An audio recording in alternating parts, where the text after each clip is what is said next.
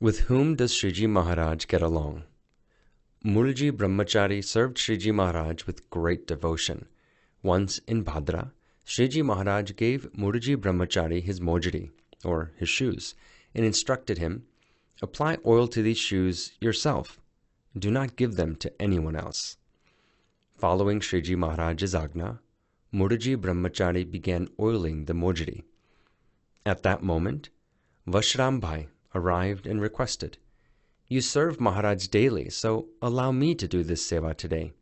He insisted and took the mojri from Murji Brahmachari and began oiling them. Shriji Maharaj then passed by and saw what had happened. Shriji Maharaj asked Murji Brahmachari, "I had told you not to give the mojri to anyone. Why did you give them to Vashram Bhakta?" To test Murji Brahmachari's faith, the all-knowing Shriji Maharaj said, "You are excommunicated. From today, you shall not wear shoes or eat rich and sweet foods." With this, Shriji Maharaj relieved him of his seva immediately. Murji Brahmachari then went to Ramdas Bhai in Dabharn and stayed with him for 6 months. Once the summer came around, the mangoes of the Dabharn mango orchard ripened. Ramdas Bhai prepared a basket of 1.5 maunds, or 60 kilograms, of mangoes for Shriji Maharaj, but there was no one to deliver them.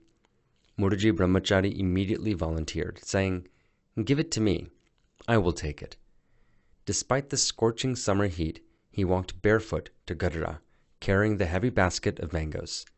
Upon reaching Gadara, where Shriji Maharaj was in Sabha, he placed the mangoes before him, bowed, and said, "Jai Swaminarayan."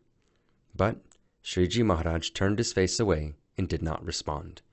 As Murji Brahmachari wandered through the village, a Sutaran woman, or a carpenter's wife, recognized him and asked, "Brahmachari, why haven't you been seen for so long?" He then narrated the incident of Shriji Maharaj's ajna. Feeling compassionate, she invited him to her home and offered ghee, jaggery, flour, and other groceries. But Murji Brahmachari only ate bati, or baked dough ball, and returned the ghee and jaggery. When the women asked, "Why did you refuse the ghee and jaggery?" Murji Brahmachari replied, "Maharaj has forbidden me from eating rich and sweet food."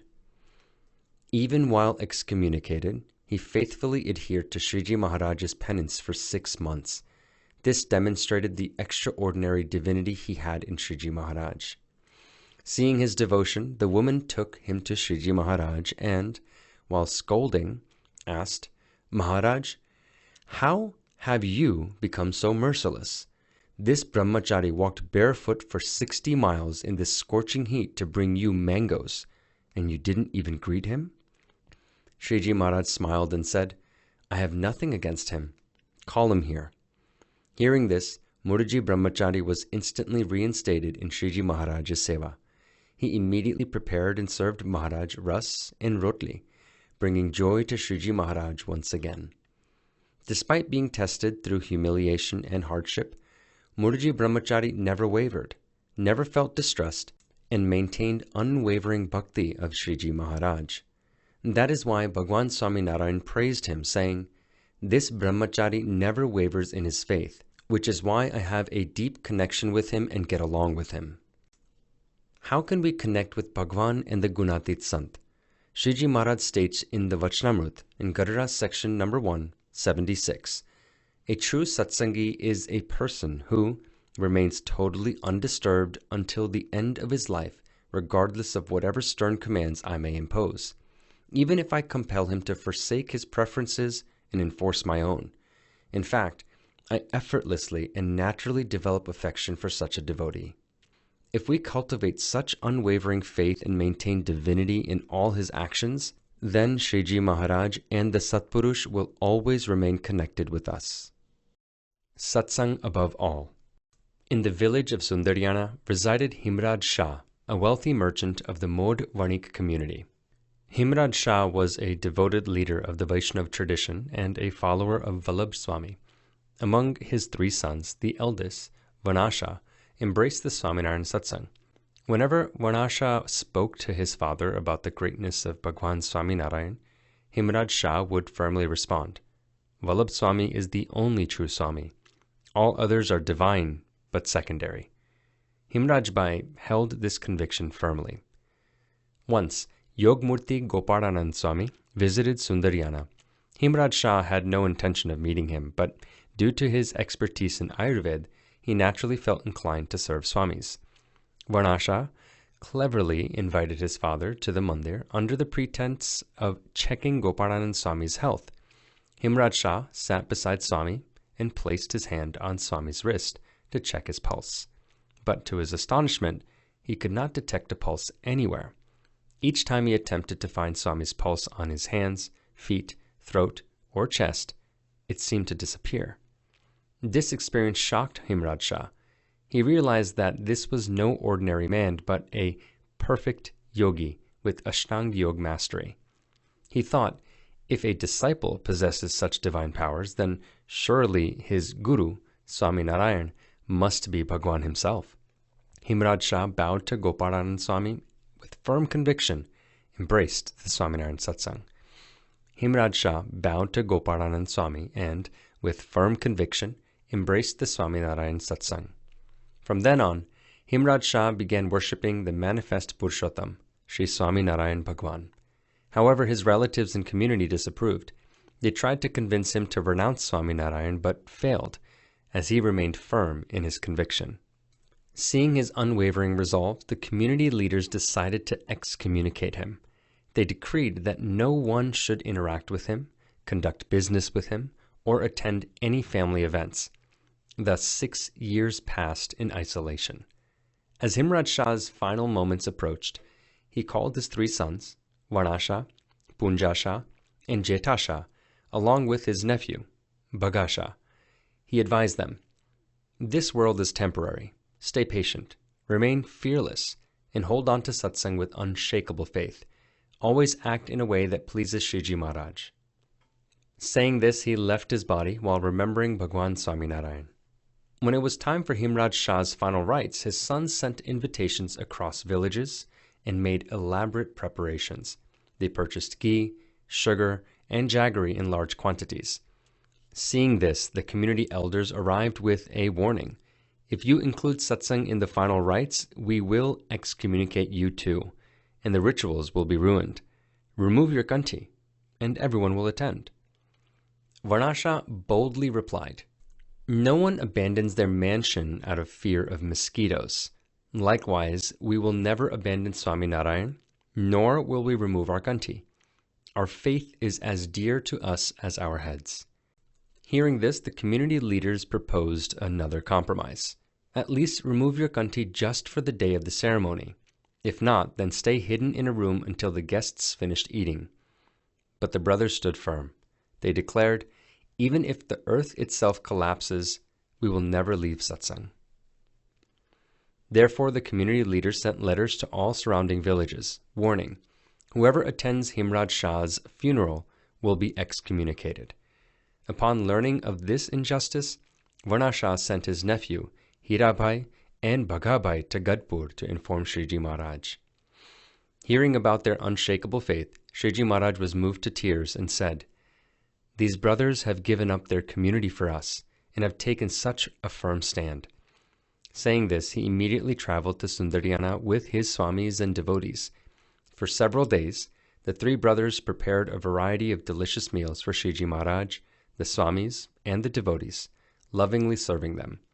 Not only did Shriji Maharaj partake in the offerings, but he also played ras, did rangutsav, or sprayed swamis and devotees with colors, and filled everyone's hearts with divine bliss. Himraj Shah's family was honored by Shriji Maharaj's krupa, or his grace, and they felt eternally grateful to Shriji Maharaj for his presence during their father's funeral rites.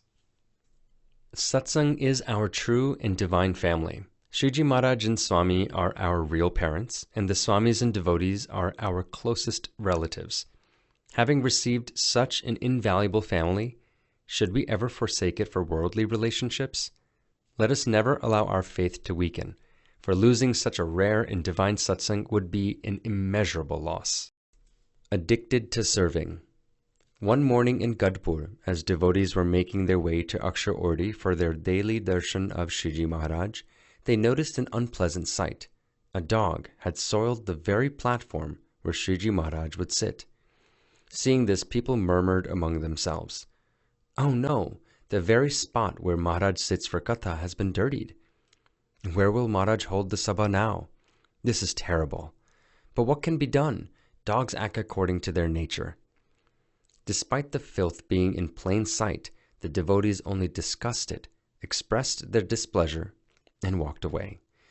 A short while later, Ukakachar arrived. He had just taken his morning bath in the Gela river and was on his way to Sriji Maharaj's darshan, when his eyes fell upon the defiled platform beneath the neem tree. He immediately thought, "Maharaj will soon come here for sabha. By cleaning this, everyone will benefit from the katha, and I will also get the opportunity to do seva." Without hesitation, he grabbed a broom and water, cleaned the entire platform, bathed again in the Gela river, and then went for darshan. Seeing Ukakachar approaching, Sri Hari, the Antaryami Bhagwan, turned to him and, intending to teach everyone a lesson, asked, "Bhaktaraj, you usually arrive early, but today you are late. Why is that?" Ukakachar was a silent sevak, unwilling to speak of his own seva. He remained quiet. Another devotee, however, narrated the entire incident, explaining why he had arrived late. Everyone assumed Sriji Maharaj would scold him for the delay, but instead, Sriji Maharaj was immensely pleased. Sriji Maharaj stood up, embraced Ukakachar, and placed his lotus feet on his chest. Addressing the sabha, Sriji Maharaj said, "You all saw the filth on the platform beneath the neem tree. Yet, none of you resolved to clean it.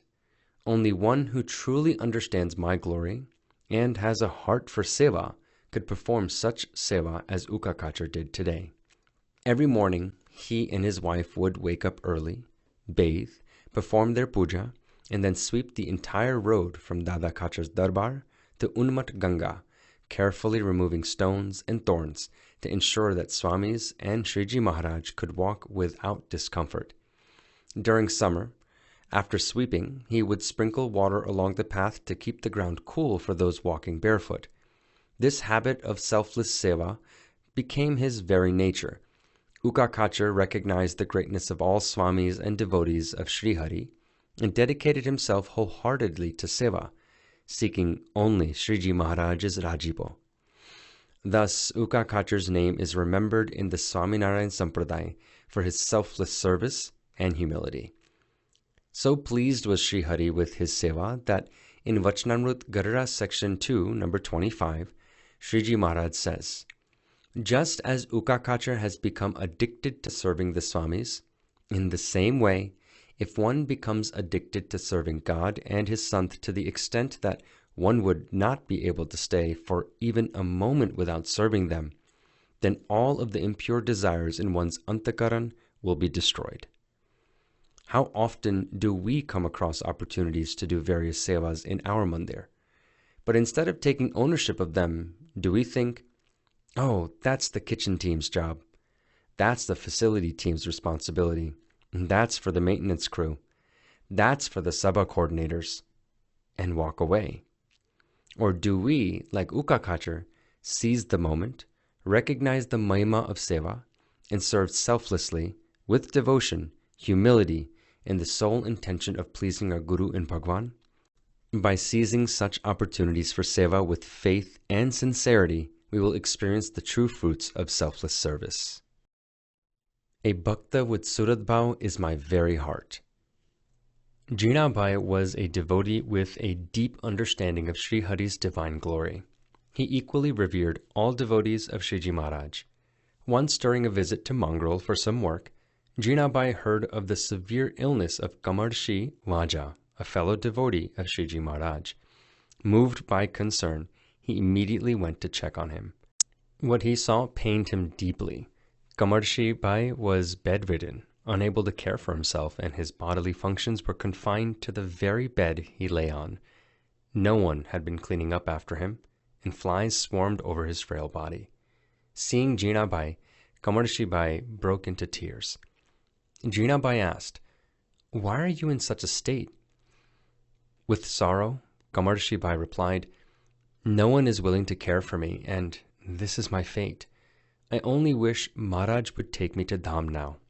Hearing this, Jinabai called for Kamarshi Bai's sons, hoping they would serve their ailing father, but none of them were willing to take responsibility. This sight filled Jinabai with grief. He then asked, "What if I were to take Kamarshi Bai to my house in Panchara?" "That would certainly lessen our burden," they replied. "You can take him right now." Without hesitation, Jinabai went around the market and hired 3 laborers to carry Kamarshi Bai's cot. Since a 4th laborer was unavailable, Jinabai himself took up one leg of the cot on his shoulder while holding the reins of his mare in his other hand. Thus, the village leader of Panchara carried a devotee's bed on his shoulder as he walked through the busy markets of Mangrol. A short distance later, a 4th laborer was found, and Jinabai brought Kamarshi Bai home, giving him a place in his own room and personally tending to his care. Since Kamarshi Bai's arrival, Jinabai's sister, Adhiba, had been sulking, but since her brother was the village leader, she didn't dare to voice her complaints openly. One day, Kamarshi Bai was suffering from a severe headache, and Jinabai requested Adhiba for some ground black pepper to prepare a medicinal paste. Adhiba replied coldly, "We're out of black pepper." Jinabai understood her intent, suppressed his pain, and said nothing. A few days later, he pretended to have a headache himself and asked for black pepper. This time, Adhiba immediately ground the black pepper and offered to apply the paste on his forehead. Jinabai took the bowl, smashed it onto the ground, and furiously asked, "Where did this pepper suddenly come from? You refuse to serve a devotee of Maharaj, and you think I wouldn't notice? From this moment, you are no longer my sister. Do not show me your face again." In his unwavering devotion to a fellow devotee, Jinabai severed all ties with his own sister. Distressed, Adhiba took her complaint to Sriji Maharaj. Srihari called Jinabai and explained the situation, advising him to reconcile. Adhiba, with tears in her eyes, sought forgiveness. At Sriji Maharaj's request, Jinabai ended the silent feud with his sister. Yet, until Kamarshi Bai's last breath, Jinabai personally cared for him. At a time when social discrimination was widespread, serving someone of a lower caste was unheard of. Yet Jinabai, a respected village leader, selflessly cared for Kamarshi Bai with devotion. Thus, when Jinabai passed away, Sri Hari himself carried his palanquin on his shoulders. For every step Jinabai had walked carrying Kamarshi Bai's cot, Sriji Maharaj walked twice as many, offering an eternal tribute to his service. Sriji Maharaj has said, "The extent to which one devotee has suradpanu or kinship towards another is the extent to which they are my life force. If we cultivate true suradpanu with devotees by offering service, care, and support, we become as dear to Bhagwan as life itself. And what greater fortune can there be in life than this?" Bhaktaraj Shivlal Sheth. Shivlal Sheth was a wealthy businessman during the times of Gunatitanand Swami, with assets worth 9 lakh rupees. He was raised with the values of satsang from birth. From childhood, he was blessed with the company and seva of great paramahanses like Gopalanand Swami, Gunatitanand Swami, Siddhanand Swami, Yoganand Swami, and Bhayatmanand Swami. This constant association nurtured his bhakti, enabling him to live with detachment in the material world. Initially, he was closely associated with Gopalanand Swami, but before leaving for Akshardham, Gopalanand Swami advised him, "If you wish to learn both worldly conduct and the path to moksha, go to Junagadh and seek the guidance of Gunatitanand Swami." Obeying this agna, Shivlal Bhai wholeheartedly engaged in Gunatitanand Swami's samagam with deep enthusiasm and with the sole purpose of achieving moksha. He also made significant financial contributions to the sampradaya. During Harikrishna Maharaj's Murti Pratishtha in Gadpur, he spent 22,000 rupees, a vast sum of money, to organize a grand samayo or a festival. Despite being a great donor, his greatest virtue was his humility. One day while Gunatitanand Swami was doing katha, a crunching sound interrupted the silence. Swami asked, "Who is chewing bones in this assembly?" It turned out that Shivlal Bhai was chewing sopari, or betel nut, and the sound was noticeable. Out of embarrassment, most would want to hide their identity in the large sabha. Still, Shivlal Bhai, despite his status and prestige, stood up, walked out, spit out the sopari, and returned to the assembly without hesitation. At that moment, he took a lifelong niyam never to chew sopari again. Yet, despite being corrected in front of everyone, he felt no resentment or distress. Even with immense wealth and prestige, he humbly accepted his mistake, reflecting his deep dedication to satsang. By Gunatitanand Swami's grace, Shivlal Bhai attained the highest level of restraint over his sense of sight, using his vision only for that which was pure and virtuous. Once, during a family function, his wife's younger sister, or his sister-in-law, had been staying at his house for several months. Despite living under the same roof, Shivlal Bhai, who practiced strict discipline in interacting with women, remained completely unaware of her presence. One day, while he was eating, his sister-in-law served him food. By mistake, she poured too much ghee into his rice. As he instinctively glanced up to ask, he saw her for the first time and asked, "When did you arrive?" Hearing this, she was shocked. Even after living in the same house for months, he had never once looked at her. Such was the incredible discipline he had over his senses. Shivlal Bhai's depth in meditation was also extraordinary. Once his father, Bhagadoshi, requested, "Shivlal, teach me how to meditate as you do." Shivlal Bhai humbly replied, "Father, you won't be able to meditate as I do because before I begin, I first envision setting our entire mansion and the entire city of Botad on fire. I reduce everything to ashes. Then I discard my own body and sit upon the heap of its remains." This demonstrated his profound detachment from material possessions and his physical existence. Having deeply imbibed the principles of satsang, Shivlal Sheth devoted his life to selfless service and pure devotion. Despite being a leading donor and a respected householder, he remained humble and spiritually inclined, making his life a powerful source of inspiration for all.